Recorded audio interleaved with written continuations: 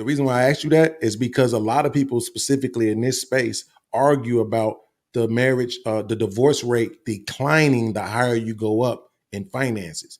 And so I'm thinking in my mind, you're not going to convince me that somehow these people just found the ultimate key to love. No, I'm not gonna believe that. They ain't leaving because that nigga got the bag and they know it ain't gonna be easy to replace that kind of bag, so they staying. So I think that this is why statistics again, because I will argue when I get amongst like my black male friends that are extremely high earning, they have a different disposition on life in general. They usually have more positive attitudes, right? They're more they communicate a little differently. They have better conflict resolution skills because they had to get those things in order to excel through the racism and all the bullshit that they understand how to navigate all type of situations completely differently. And the respect that they women gives them is similar to like the respect I think needs to exist within a healthy relationship. Now, I wouldn't say that it's the money that does that. It's the character of the person because you could take that same character and remove the money and they would be able to complete the task the same way. It's things that it's not the bag that keeps people because you'll see trash relationships with really rich people that are trash people and they're doomed for divorce. I would argue that the love and hip hop couples and all that stuff, they're high earners. They got the bag. But all of those relationships more than likely are going in due to the type of people that are in them. So I think there's a correlation between the type of people that usually become successful versus people who usually become successful. I would absolutely agree with that. Go ahead, Inaz.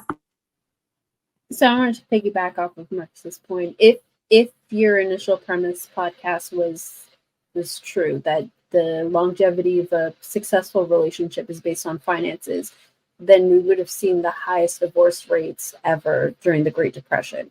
Because feminism existed then. The women's liberation movement existed then, and yet it wasn't. That didn't happen. The Great Depression, where everybody was losing money left, right, and center, people stayed married. They stuck it out. That's respectfully. I'm sorry, y'all. I have to confess this. I am a master debater, so that's why a lot of times my takes come the way that they do.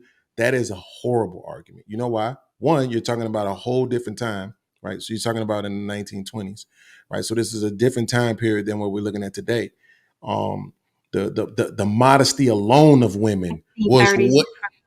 But go ahead. The modesty of women alone was vastly different back then. Another thing, there's this trope narrative that somehow feminism was like really big back then. But when you really do the research, what you find out is 90% of women didn't even want to be involved with the feminism. They didn't want to even have anything to do with that. They didn't care about having a right to vote or any of that type of stuff because they understood the responsibilities that came along with that. So feminism wasn't really big or really prominent at that time, which is why you really didn't see a mass drove of women into the workforce until World War II. So that's a trope. But at the end of the day, it was a different time. Marriage at that time was still more of a backbone of communities and societies. They weren't pushing the independent movement that we seen come in the late 60s and through the 70s in regular media and in print and in visual media and in print media as well. This is a different day and time. So what I'm saying is the character of the relationships now, where you see a video where when they get in the vow, they're saying the vows and the preacher gets to certain parts of the vows and the girl is like, no, I ain't agreeing to that. Right? That's the time that we're living in now. So I understand. The reason I can still make that point and it still be valid is that the nature of the behavior of women has changed. The nature of women has not changed. The same way that the nature of men have not changed. So that necessity for provision, financial and otherwise, that necessity for men to set the tone and things, those things have not changed. And if you're basing the fabric of marriage on finances, then that's still proof that it doesn't stand, because that need for that security would still exist. And when that security goes, theoretically, women should still go. That was the point that I was making, was on a behavioral aspect and not a cultural aspect. So first of all, I think you're mistaken. I never made the argument that finances were the reason why marriages lasted longer. I specifically said that the reason why that 50% of marriages that still exist is because people chose to stay. I never related it to money at all. Did you It was not the just bad say that? comment. I'm Wait, sorry. what is it that you think I said, Enos? Did you not just say just a few minutes ago that people in higher tax brackets stay married longer, Yeah, and that what I said was basically, that people in this space argue that the higher you go up in income, the lower the divorce rates are. So I just accept it as being true. I don't argue against it. okay, so what I was saying is that I don't find truth in that because Oh, okay. there are Yeah. other examples that exist that disprove it. That's all. Well, to Marcus's point though, even though I would concede to the point that he made about the character of the person, then I would ask you, are you trying to suggest that those guys don't cheat? Right. And if you say that absolutely those guys cheat, then that would just lean more to my point that those marriages that we see ending, right? If even if we conceded that they were based on divorce, then why would these women stay if their men are making more money if cheating was really a problem? You see what I'm saying, Marcus? Well, Enos didn't say that cheating was a problem. He No, said no, the no. I'm not Oh majority. no, addressing yeah, I'm. Marcus. Can you You're saying repeat his it so I name could? so that he knows who I'm talking to. Yeah. Can you repeat the surmise of that? Because Well, I was listening, trying to figure something out while you said it. yeah, because when you gave the narrative about, or not the narrative, but when you gave the perspective about the higher earning men and their character, right? Mhm. And I can see to what their character is. I saw Inaz in agreement with you. I think I saw Shannon in agreement with you. I know a few people. I'll take everybody else's word on it because I don't know a whole bunch of uberly successful people, right? I'll take your word for it. But what I have seen more often than not, the narrative around those men is that they too will cheat. Yeah. They too will have mistresses. They too will have side pieces, right? So Yeah. if you still see a decline in divorce amongst those men, but women truly have a problem with cheating, then why aren't we seeing the same level of divorce around amongst the higher earning men as we see amongst the lower earning men? I guess I think that Inaz kind of broke it down for you when I mentioned that. I think that you missed that point again about the escape. And that was the biggest point I was making out of that. I think that even for me, I've excused cheating. I think that, like you said, most women, unless he's chronically and just sloppy with it, that's totally different. But I think that the part that I was suggesting earlier was he has an escape and she does not. If she escapes the way he does, then society kind of comes down on her as if, she's a bad person, assuming that she has good character, right? Because some women do cheat as well. So that's just assuming that you have a good woman and she's, her character is on point or whatever. Because not everybody's just open with their vagina like some people. But as far as what was the second point? But I will say this: I have read those stats too, though.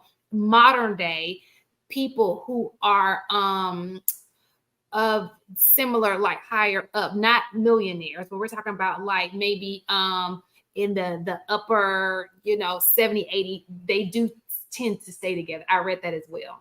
Yeah. And also there's another stat too. And look, I'm not gonna let y'all create this narrative about me. I'm gonna have to react to this because you're wrong. Like when I brought up the divorce rate, the first thing you said was about that, about men cheating and being able to get their escape and all that. And that was my point. Right, the escape. I think you Right, focus so much on the cheating and not the point in me saying the it's cheating. not that I missed it. That's what I'm saying. I'm not missing anything. I'm just saying that as soon as I mention divorce, cheating, you can't escape the correlation. You keep missing the point of me saying cheating. I I'm not get saying the point. okay. I'm just saying that as soon as I mentioned it, right? Like what I'm saying is this: if we don't think that the majority of divorce rates are based on cheating, then it should have been a moot point. It wouldn't have even needed to be presented. I understand why you presented it, but what I'm saying is this: take this into consideration. I'm glad you said that you saw those statistics too. Did you see this one as well? That the higher the education of the woman, the more likely it is that she will file for divorce. Well, See, it depends on his education. no. It doesn't depend. We're not talking about his education at all. We're just talking about the woman, right? What the numbers have shown in a lot of state data and studies is that the more the woman has educationally, the more likely it is for her to file the divorce. So what I read was when a woman is with a man who is of equal, who has the same amount of education as she has, that Mhm. they have high success rate in marriage. Okay. Okay. Now, when you do an independent study and it says the woman has a higher, what you're leaving out is what the man has. So you can't, those two things can't be, you understand? They They left absolutely out. can. So unless you can find me a study that says no matter what he makes, because one study is telling me the opposite, right? Mhm. So if you're sitting here saying that it's just saying her, I would need to see it say no matter the income or the education of the man, and she still gets a divorce, then I would get that. But Cecil, that's what I'm saying. Shan, the point that you're making is irrelevant. And let me tell you why. Because we've already acknowledged that the higher up financially the man is, the less divorce rates there are. We've already acknowledged that. Okay, so let me take that back. So I was thinking, so I don't know that study. I do Mhm. know the study of when you have two people on the same educational level, Mhm. their success rate is higher. I don't know about Probably. the income. Yeah, I I would think take your word for it. But that's what I'm saying. So the reason why I say that, because it lends to the perspective, the argument that I actually would accept, because it's just logical and rational based on the numbers, that women are insatiable, right? So we've already seen this. We seen women who make $50,000 a year want men that make six figures. Like, we talking about want, not get. We're just saying want, right? So if now I make six figures as a woman, I want a man that make 120. I want a man that's doing more than me. I want a man that's doing exceedingly more than me, right? So this is how we know that women operate. They use that term hypergamy, right? So now if you're saying 67% of the degrees in the Black community go to women, this is all of them, from associates to doctorates, right? 67% of them, what you've done to women potentially is created this gap of where they are not going to ever be satisfied with their partners, because 90% of men don't make six figures. Only 30 some percent of these Black men even have degrees at all. So there's just more of a potential for these women to get with men and in 5 years say, nah, you ain't good enough. I thought you was going to rise to what I thought you was going to rise to, but you I haven't don't now. agree. So I don't tell me. disagree. You Yeah, won't. I think But, that the so that's respect why I said level. that most of the responsibility landed on the women. That's why.